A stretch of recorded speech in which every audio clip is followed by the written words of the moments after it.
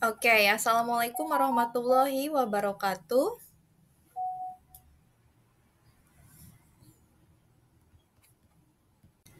Okay, so on this third meeting, we are going to reading abstract.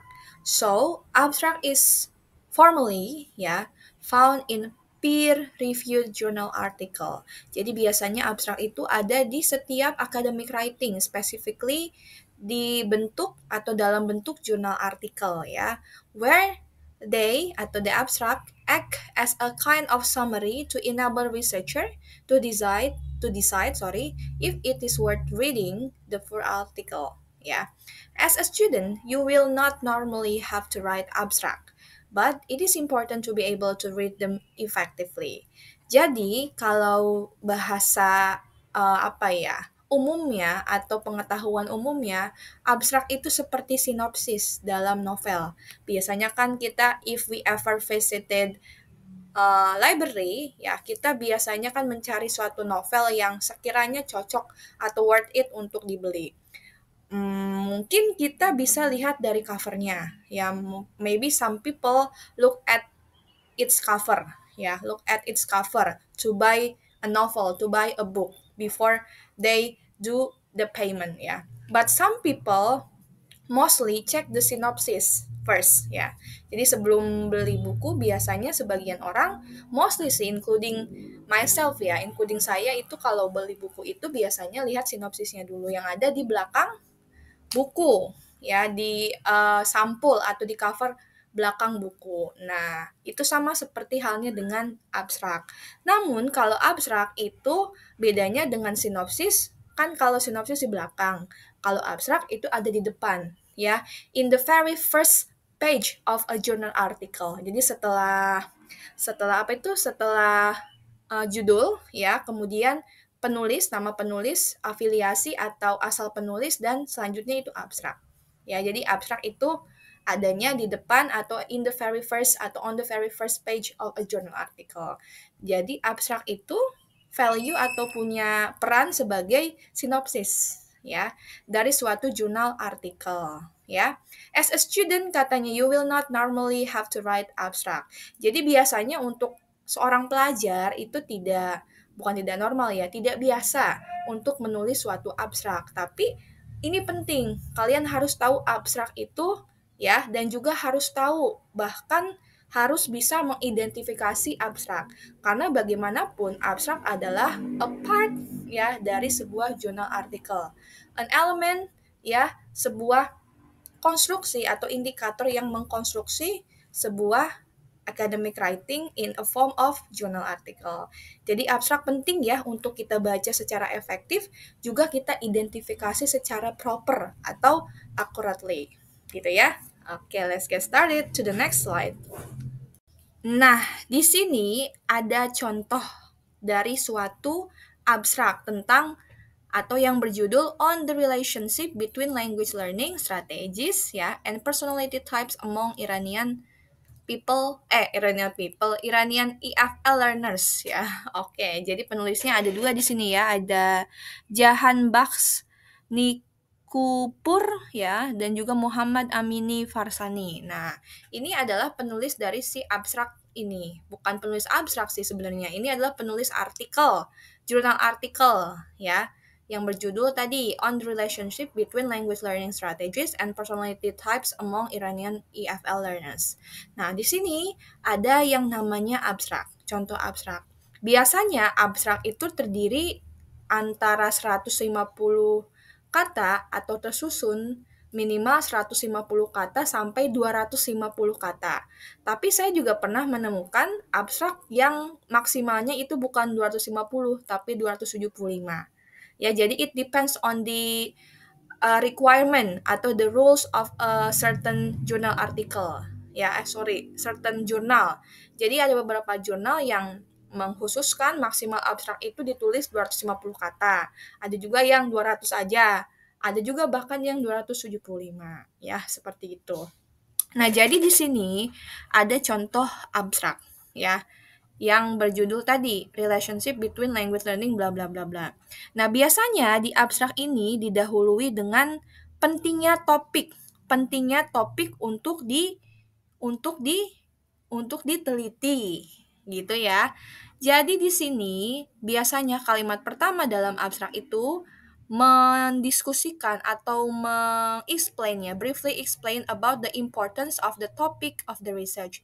Jadi menjelaskan tentang pentingnya, apa sih pentingnya si topik ini untuk diteliti. Contohnya, ini katanya in recent year, language learning research has been more concerned with factors that may affect the choice of learning strategies among learners. Nah, jadi udah beberapa tahun ini katanya riset yang berhubungan dengan language learning atau belajar bahasa itu sering sekali ya atau banyak sekali fokus pada mencari faktor-faktor yang bisa mempengaruhi ya pemilihan learning strategi ya di antara para pelajar. Nah, itu pentingnya topik yang akan diteliti ini atau topik yang diteliti oleh dua peneliti ini. Nah, setelah itu biasanya sebuah abstrak itu diikuti ya. Di kalimat keduanya itu biasanya menuliskan condition ya, research participant, kemudian tempat risetnya. Biasanya siapa sih yang menjadi subjek atau riset itu, kemudian di mana tempatnya ya. Biasanya seperti itu. Jadi yang kalimat kedua itu biasanya menjelaskan partisipannya, siapa yang terlibat dalam riset. Kemudian risetnya itu ada di mana sih, diadakan di mana sih gitu ya. Siapa yang ikut risetnya. Contohnya di sini kan subjek risetnya adalah Iranian EFL learner. Jadi student Iranian atau student ya, pelajar bukan seorang pelajar, pelajar-pelajar dari Iran ya. Jadi pelajar bahasa Inggris gitu ya dari Iran gitu. Kemudian yang ketiga biasanya sebuah abstrak itu ya diikuti oleh suatu penjelasan tentang instrumen. Instrumen itu adalah metode yang digunakan oleh si peneliti dalam mengambil data. Nah, ini kan mau tahu ya learning strategi apa yang digunakan oleh pelajar Iran ini dalam belajar bahasa Inggris. Nah, untuk itu si penulis ini menggunakan instrumen dalam berbentuk ada apa nih? Yang satu ada Myers-Briggs ya, type indicator atau MBTI to identify the kind of personality type language learners have. Dan yang kedua ada penggunaan atau menggunakan strategi inventory for language learning atau SILL ya, to assess the learner strategy use frequency in the language learning. Nah, seperti itu. Jadi dalam atau untuk mengetahui sebuah data penelitian itu penting digunakan atau penting menggunakan sebuah atau sejumlah instrumen. Di sini kan bukan satu instrumennya tapi dua penulis itu. Itu ya. Kemudian setelah adanya penjelasan tentang instrumen bagaimana si penulis itu mengambil data itu biasanya ada yang namanya ini nih, finding. Ya, finding. Sebenarnya sebelum finding sih ada yang namanya metode dan juga data analisis ya. Cuma kalian di sini kan belum specifically ke METLIT atau metode penelitian. Jadi saya generalisasikan saja dulu ya setelah instrumen langsung ke finding gitu ya. Jadi finding itu adalah hasil dari penelitian itu. Itu wajib sekali dalam suatu abstrak itu harus memuat yang namanya finding atau result. Ya, di sini resultnya ada nih. The result of the study show that learners with extrovert and introvert personality types did not show any significant differences regarding the use of language learning strategies. Katanya bla bla bla bla bla bla bla bla bla. Nah, itu harus diketahui yang namanya resultnya atau hasil dari penelitian itu. Karena buat apa kita menuliskan abstrak atau membaca abstrak jika kita tidak tahu hasil penelitian itu apa? Ya kan? Penelitian itu ya harus ditulis dengan hasilnya nggak sih? Kalau tidak ada hasilnya ya bagaimana kita tahu si penelitian ini bukan bagus, penelitian ini scientific atau bermanfaat atau tidak ya. A research study must be scientific and beneficial. Ya nggak sih? Harus scientific dan juga harus bermanfaat. Kalau misalnya tidak ada findingnya kan kita tidak bisa menganalyze atau tidak bisa menjudge lah ya, apakah si finding dari suatu riset ini atau yang dituliskan di abstrak ini beneficial atau tidak, seperti itu. Jadi result penting ya. Kemudian yang terakhir harus adanya sebuah conclusion atau implication. Conclusion ya sudah kita tahu, kalian sudah familiar yang namanya conclusion itu ya, yang namanya summary. Bukan summary sih, kalau di sini lebih kayak ke kesimpulan ya. Kalau summary kan abstrak. Kalau misalnya conclusion itu kesimpulan dari penelitian ini. Ya, misalnya penelitian ini menyimpulkan bahwa pentingnya mengetahui MBTI seseorang karena MBTI itu berpengaruh kepada penentuan atau berpengaruh kepada kemampuan si pelajar atau student dalam memilih learning strategi mereka yang sesuai dengan MBTI mereka, seperti itu. Dan juga harus ada yang namanya implikasi atau implication. Implication itu adalah kebaharuan yang ditemukan oleh sebuah penelitian atau yang ditemukan oleh seorang peneliti atau sejumlah peneliti, seperti itu. Jadi penelitian ini mempunyai implikasi bahwa semua orang, terutama EFL learners gitu ya, bukan hanya orang Iran aja ya, semua pelajar di dunia terutama yang EFL learners itu wajib mengetahui pentingnya atau wajib mengambil tes MBTI. Kenapa? Karena itu penting. MBTI atau pengetahuan kita atau mengetahui MBTI kita sendiri itu penting agar kita bisa dapat memilih learning strategi yang cocok dengan kita. Ya, misalnya yang extrovert seperti ini, yang introvert seperti ini, seperti itu. Yaitu adalah implikasi dari sebuah riset study atau sebuah studi atau apa yang namanya tadi penelitian gitu ya. Oke, I hope it was all clear, crystal clear ya. Nah, di sini kita sudah specifically ya masuk ke identifying abstract. Tadi sudah sebenarnya ya dijelaskan ya. Ada 5 pertanyaan yang harus kalian ketahui dan harus kalian jawab of course nanti di bagian exercise. Nah, yang pertama ini what is the importance of the topic you have been atau you have identified based on its abstract. Jadi berdasarkan abstrak yang kamu identifikasi tadi ya, apa sih pentingnya topik itu ya? Tadi, itu bisa diketahui dengan cara mengidentifikasi first sentence of the abstract. Tadi, di kalimat pertama di abstrak, ya. Yang kedua, what is the purpose of academic writing you have identified based on its abstract?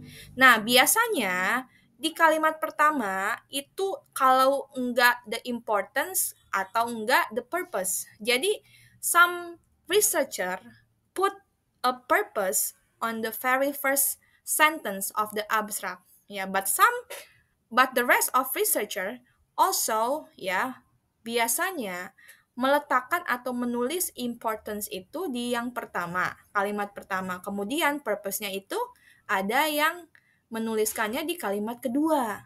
Ya, jadi jelas sebenarnya. Kalau importance dan purpose itu sebenarnya sama ya guys ya, kurang lebih sama karena menjelaskan urgensi atau tujuan ya, menjelaskan pentingnya penelitian ini untuk diteliti atau topik ini untuk diteliti, seperti itu. Yang ketiga tadi, who are the participants, setting, and instrument of the academic writing you have identified based on its abstract gitu ya. Tadi sudah kita bahas sedikit, participant, setting, instrumen, sudah ya tadi ya. Partisipannya tadi Iranian EFL learners, kemudian settingnya ya mostly dan bukan mostly, of course di Iranian University atau school tadi ya. Mungkin bisa kalian baca lagi. Yang terakhir, instrumen. Instrumennya tadi ada apa aja? Ada MBTI test dan juga ada SILL ya untuk mengetahui MBTI si student pertama dan juga untuk mengetahui learning strategis yang mereka pilih gitu ya. Yang keempat, tadi findingnya result dan juga discussion. Ya, findingnya tadi apa?